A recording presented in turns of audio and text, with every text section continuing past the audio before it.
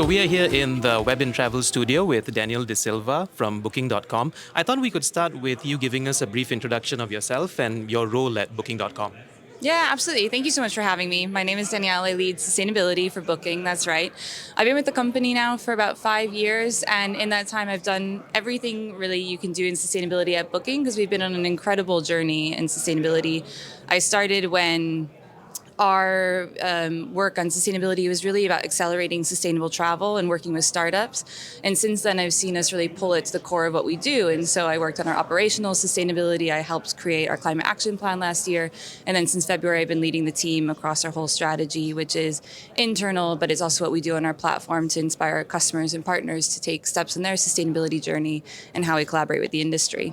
Right. So on that note, right, what does sustainability mean in the context of travel and tourism?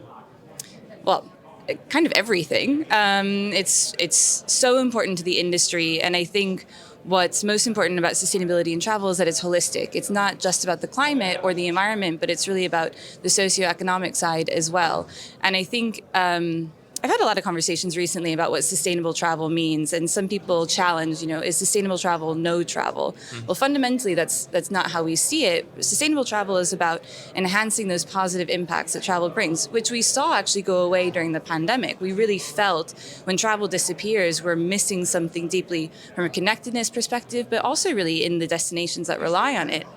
So sustainable travel is about enhancing those positive impacts while rightfully reducing the negative impacts that are also there on the environment. And there's also some on host communities, cultural degradation as well. We have to look at these very carefully.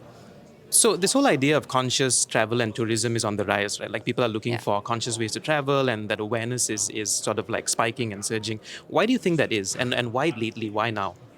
Yeah, I think there's a few reasons. I think, first of all, news about climate is really present. Everyone's rightfully talking about it. And so we even saw in our research this year that about 50% of travelers are influenced to make more sustainable choices because of that news on climate change. So that's one thing that's really pushing them, which completely makes sense.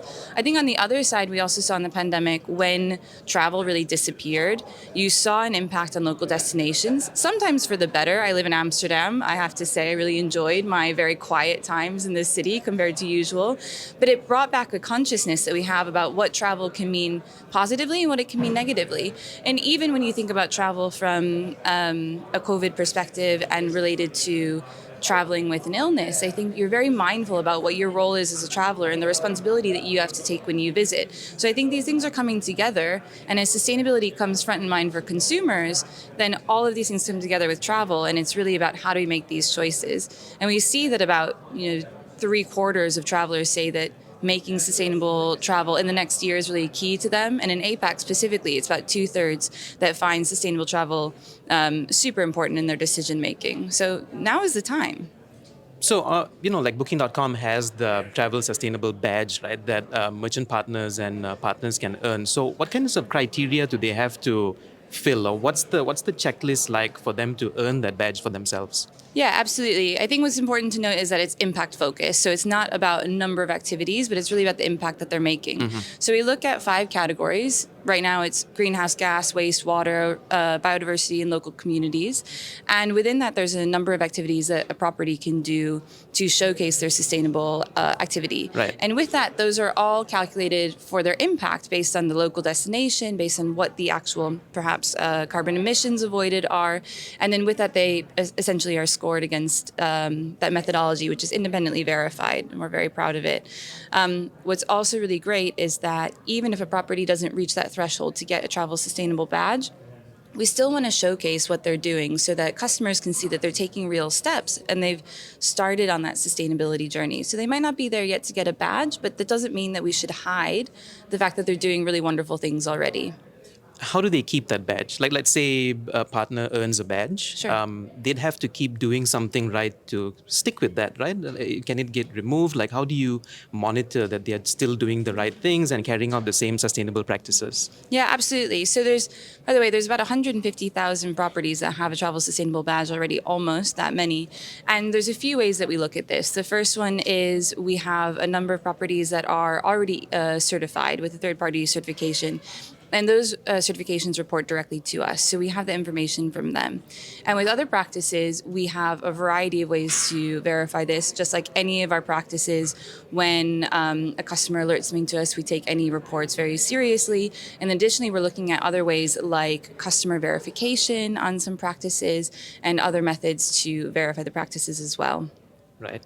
In the travel space, on a scale of 1 to 10, where would you say awareness of sustainability is? Like how aware, how accessible is the information in the travel and tourism space?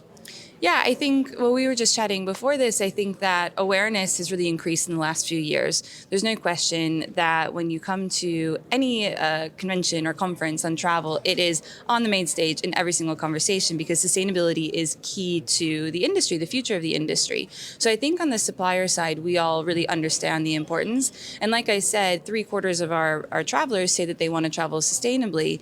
I think there's still room to really bring it front and center and make sure that they understand what that sustainability means. I think they realize it's important, but maybe quickly associate it to flights or to hanging a towel up. But really understanding like the deeper meaning of what sustainable travel means, I think we have a bit of way to go there.